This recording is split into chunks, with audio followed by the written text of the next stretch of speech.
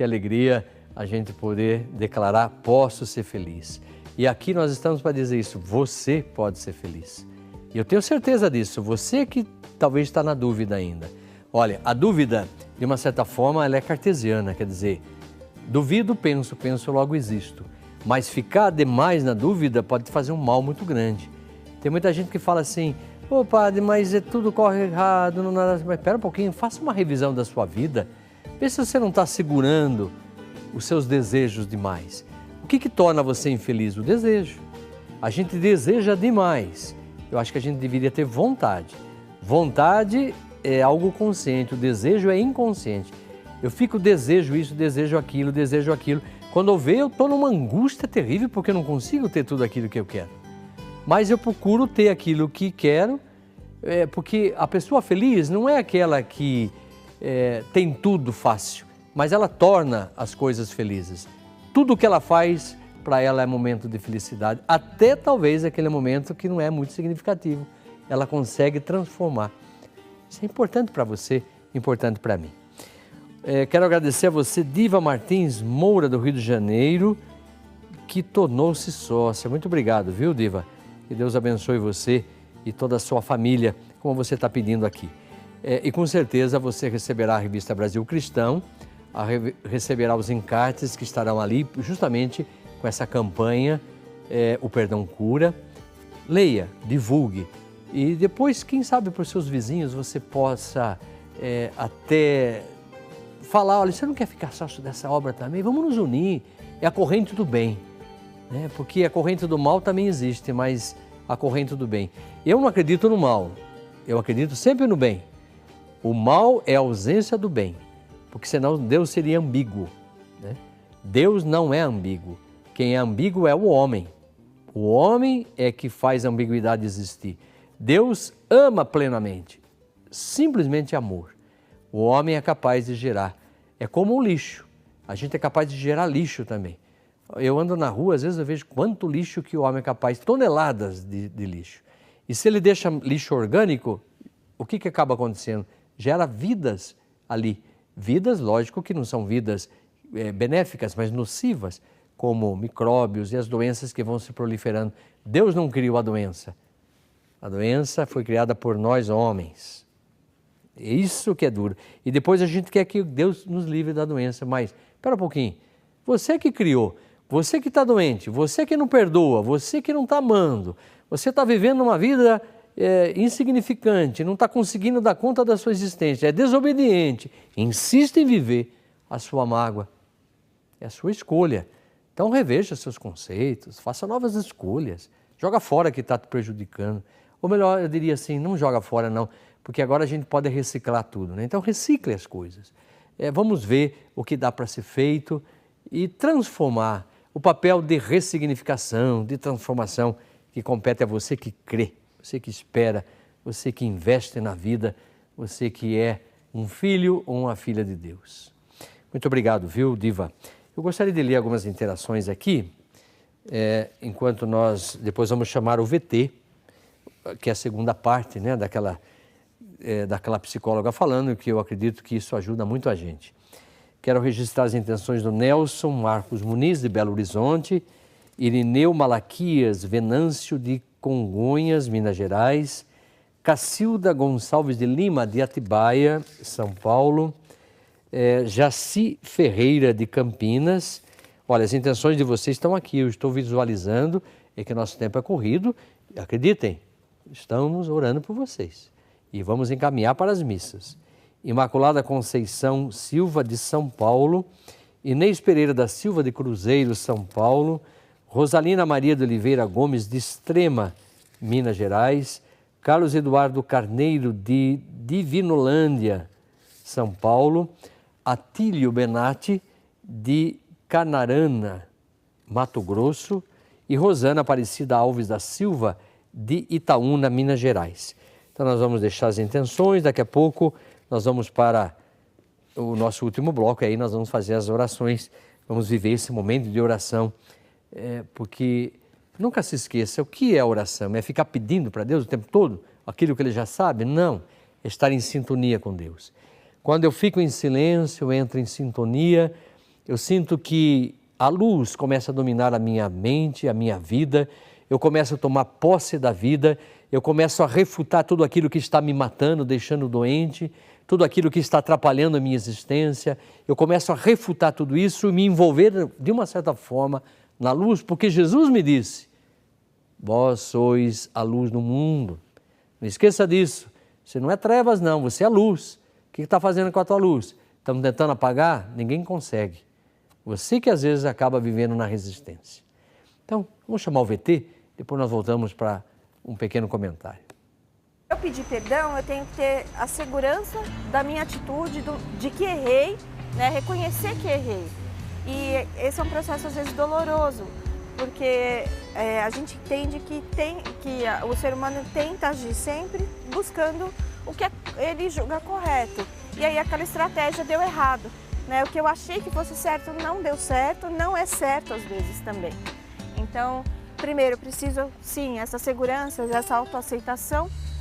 E aí a dica que eu sempre falo, né, é você não querer justificar a atitude, e sim dizer, agir dessa forma e vi que errei, vi que não deu certo, né? E aí sim, me desculpa, me perdoe. Usar essas palavras são importantes para delinear para quem está te escutando, assim, que você de verdade se arrepende do que fez, né? Não é fácil, mas é importante. De fato, não é fácil, mas nós somos insistentes. Vamos desistir, não, de jeito nenhum. É como aquela pergunta, quem eu sou? Será que eu sei quem eu sou? Quem está perguntando, quem eu sou, aquele que pergunta ou aquele que vai dizer não sei?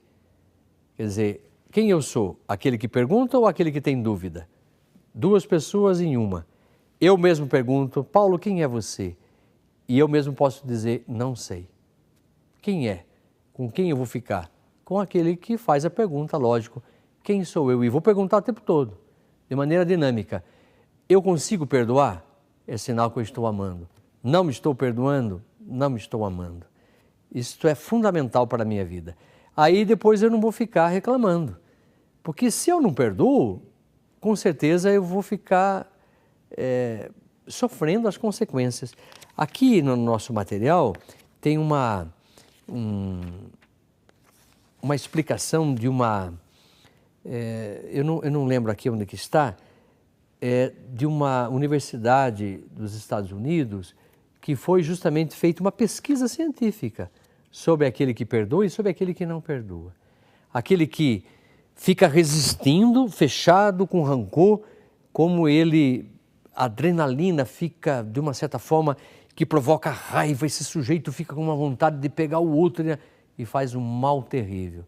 E também foi feito através de aparelhos, portanto científicos, aqueles que estão predispostos a perdoar.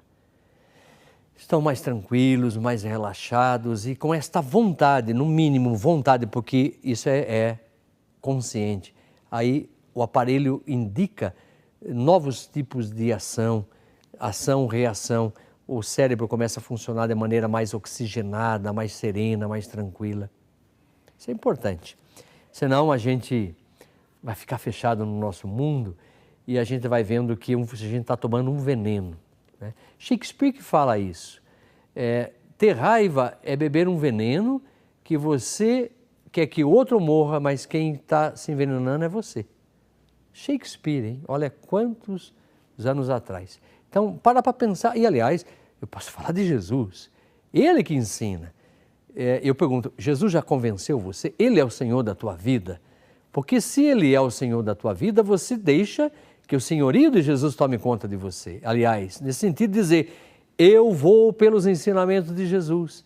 É Ele que me ensina e eu como aluno vou passar por provas, porque Ele é o mestre, Ele me ensina, é o professor, de vez em quando Ele dá umas provinhas para ver se eu estou aprendendo. Então não veja a prova como um castigo, mas veja como um aprendizado. A prova que você está enfrentando agora é para ver se você está aprendendo. Não veja como castigo. Deus não castiga ninguém não, mas prova, é diferente. Deixa eu ler um e-mail aqui que o Will está nas mãos. Obrigado, Will. Vamos lá. Diz o seguinte, sua bênção, Padre Paulo, Deus abençoe. Tenho muito que perdoar, mas tenho dificuldades. Eu sempre me culpo em tudo que acontece.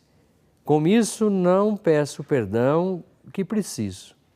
Reze por mim e por toda a minha família, para a conversão e cura de vícios e comportamentos indevidos.